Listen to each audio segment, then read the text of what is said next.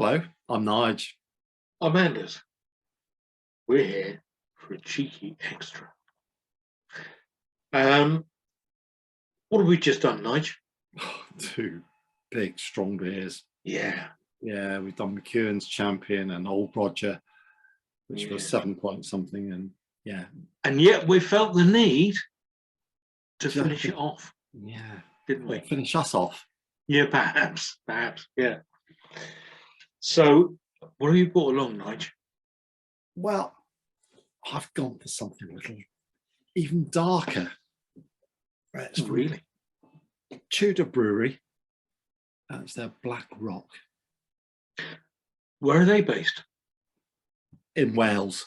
Oh, okay. Sorry, I haven't read anything.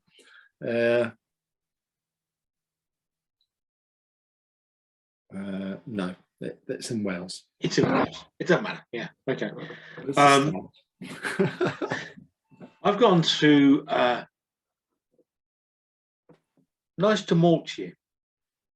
Oh, brown ale. It's a brown ale, and it's from Denmark. Oh, yeah. From a brewery. I've been trying for the last 5 minutes to try and work out how to pronounce and even translate. No luck there, I'm afraid. But no, it'll be interesting to see what this is like.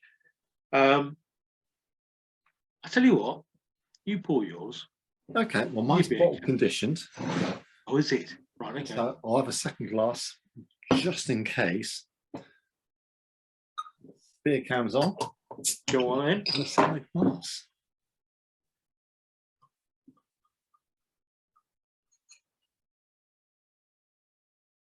Do you know what percentage that's coming in at? 5.6 this one.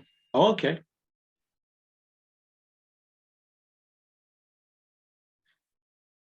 I'll say it's pouring. It's it's a lighter stout. Mm-hmm. It's lively, good carbonation.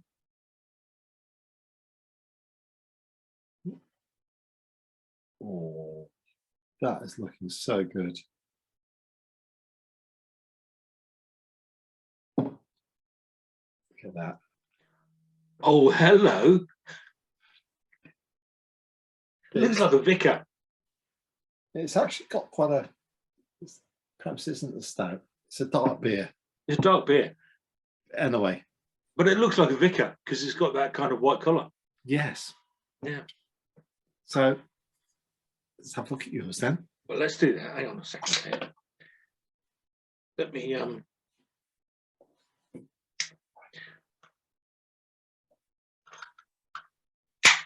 there we go.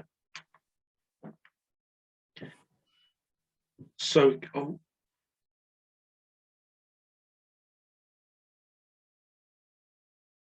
looking at this on my beer cam. It's looking very dark on a beer cam. But pouring it, in reality, it's not looking that dark. If we perhaps bring it up to the light. Oh, it's looking quite dark there, isn't it? Yeah. Very dark ruby beer. Well, mine's pretty much ruby. I've just read the instruction. It's not a stout. It's a dark beer, and it's okay. It's got a lovely red hue to it. So it reminds me of the Old Roger. It's similar sort of colour to the. Okay, mine's a bit. Frank. Well, this is a brown ale. Let's face it. So this is a bit, well, browner. But mine looks like a Mr. Whippy ice cream at the moment. Do you know, this has got a lovely smell. This has got a nice. Oh wow! This has got a slight vanilla odour. This has got a sweet burnt malt. Okay. Aroma. Oh God! It smells fantastic. I'm going in. Nothing can stop me. You go first. Go on. Go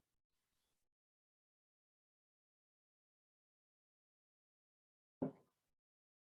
What's happening, Nige? Go on. Tell us. What's happening? Yeah. Go on.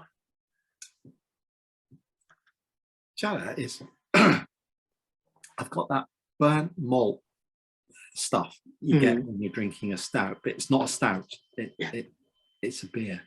Okay. An ale. It's a it's a bit of a mix-up. Okay. You ruminate on that. I'm going to go in on mine. Oh, that's weird. Vanilla.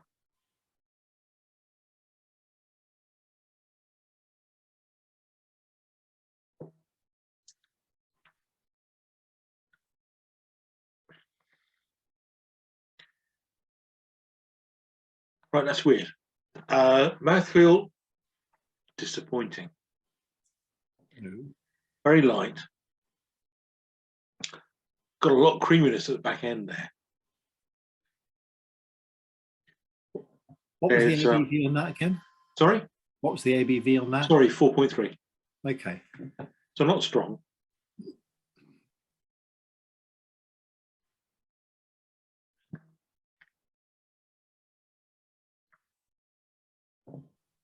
Yeah.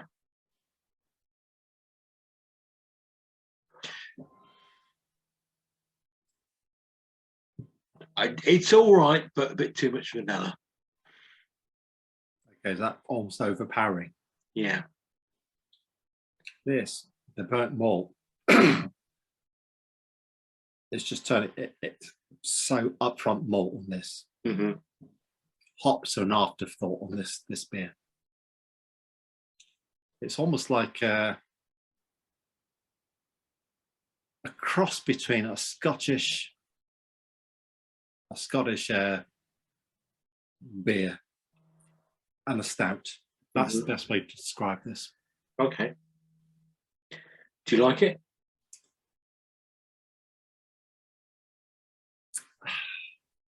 I'm enjoying it. Whether I'd buy it again, I don't know, because heavily malted beers, I like my hops. But then again, I like my stouts. As my granddad's, so a little bit of wisdom for me. My granddad, a very wise man, he said, there's no such thing as a bad whiskey. Just some whiskies are better than others. That's a good call. Yeah. And so there's no such thing as a bad beer. Just some beers are better than others. And I'll rest my case. Well, yeah. Yeah. I would argue that your granddad is almost completely right. About whiskey. Yeah. But I can't imagine that your granddad would have ever tasted Bell's whiskey. Oh, he did. Did he? Whiskey was whiskey, as far as he was concerned. Oh, he had shares of Bell's whiskey. Bell's is balls. Horrible. Do you know, they're raising out shares in whiskey companies. He bought shares in distilleries so he could go to shareholders' meetings. And he'd go to the shareholders' meeting and he said, room full of people. And he said, these are them. And they'll go through the meeting, which was done in about 2 minutes. And I said, any questions from the floor? And it was just silence. Well, myself and my fellow directors would like to invite the shareholders to sample some of our goods. That was it.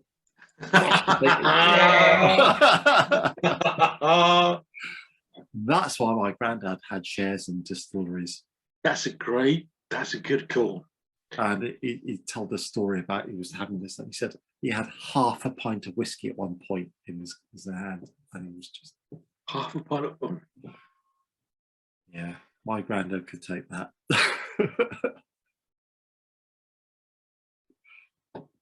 Yes. Anyway, I am enjoying it because it's full-bodied. After what we've just had, I had to have something with a bit of punch on the malt. Yeah, well, yeah, this is, in fairness, I have to say, after what we've just had, 2 big beers, this is a bit thin on the ground. It's a bit... Well, a 4 point something. It's a palate cleanser. That's what I'm getting from this beer. It's a palate cleanser. And from this, I can go on and drink more beer, having cleaned my whistle. Putting that into context, you just drank a couple of beers at 7 point something, and you're having something at 4 point, which is almost half. Yeah. So it's going to taste like water. It does. Anyway, enough about beer. This is where we talk about music, and you've run out of vinyl, haven't you? I've run out of repetitious vinyl. Okay. Yeah. Give me a number between 1 and 16. Oh, well, let's go 14. I suppose I can work backwards from there. So I've looked at a selection. Okay. 16, 15, 14. Oh. The pretty things.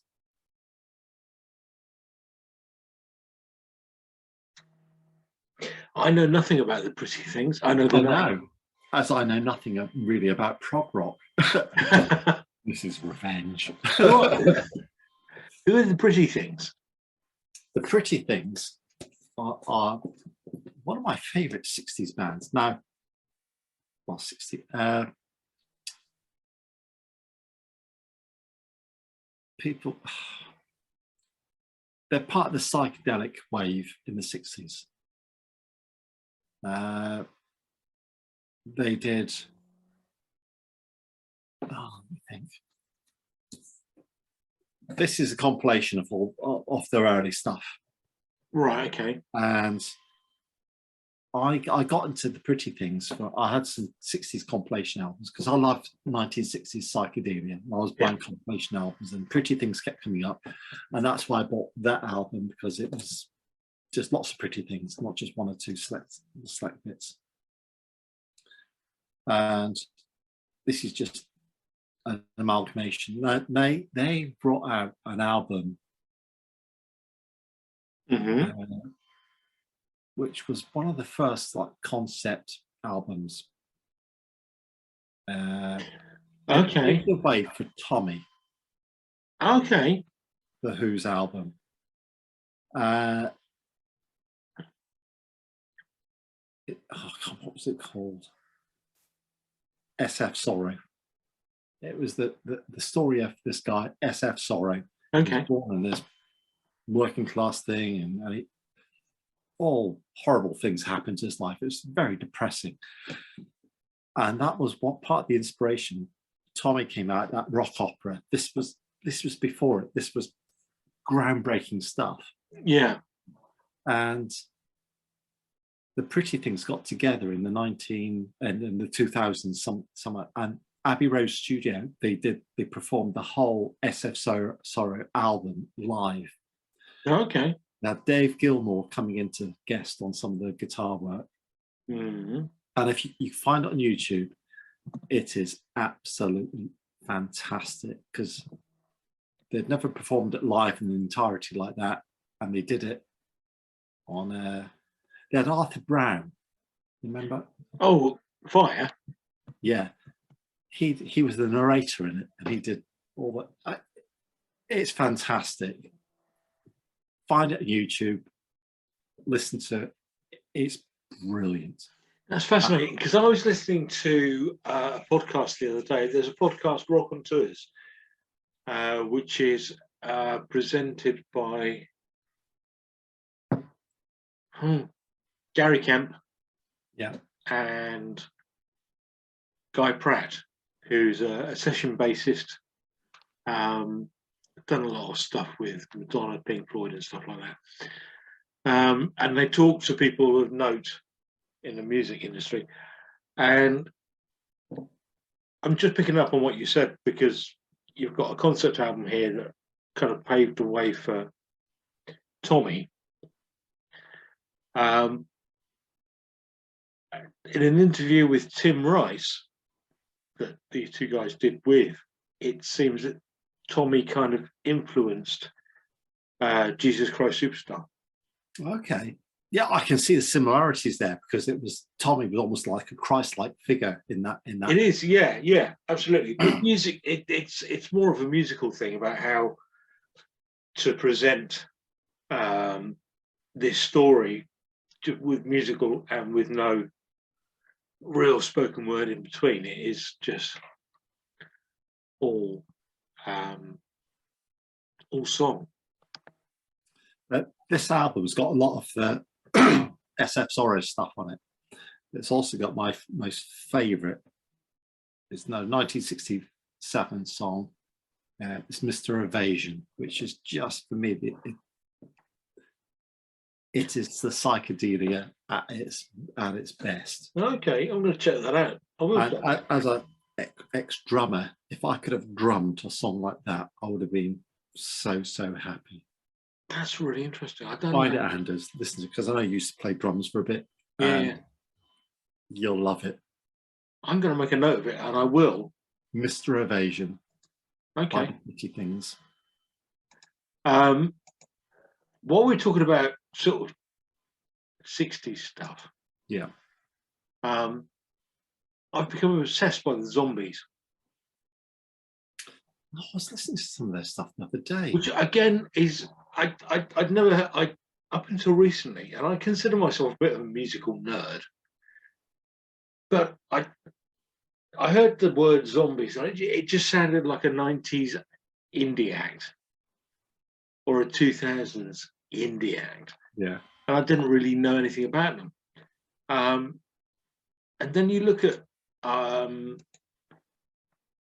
what they've done, like She's Not There and Time of the Season, which are the huge singles.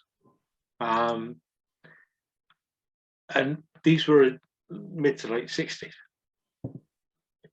You know, She's Not There and Time of the Season, which is kind of like an anthem right up there for the sort of like 67 Summer of Love. Oracle and Odyssey is the album that they did. They split up, went their separate ways. But what an incredibly talented band. And they turn up these days. Colin Blunstone is the singer. Such a beautiful range, and at the time, but also has that now as well. So Oracle and Odyssey, I'm going to give you that. Go and listen to it. Marvellous, I will. Mm. Well, anyway, how's the beer going down? Beer's going down. It's all right. I think it's in the shadow of what came before. This is the problem, isn't it? I think if I'd had this beforehand, I might think more of it. I know, schoolboy error there, Anders. You need to up your game there. I picked the first one. What can I do? And your final thoughts on that? It's nice. It's actually not a beer I'd normally choose. I think if I'm having a really malty beer, I like it a much stronger. So it's full-bodied. The malt's very pushed forward. Hops wise, it's almost non-existent.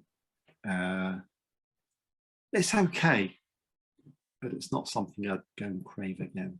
Okay. Yeah, it's nice enough.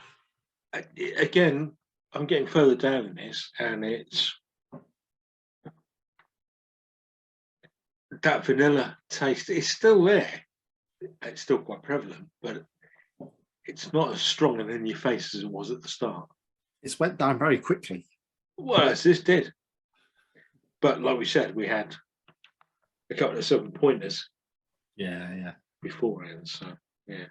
Anyway, it's game over for me. Sorry. Well, in that case, I think it's time to say au revoir. So, like, comment, subscribe.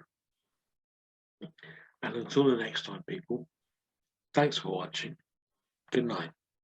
Good night.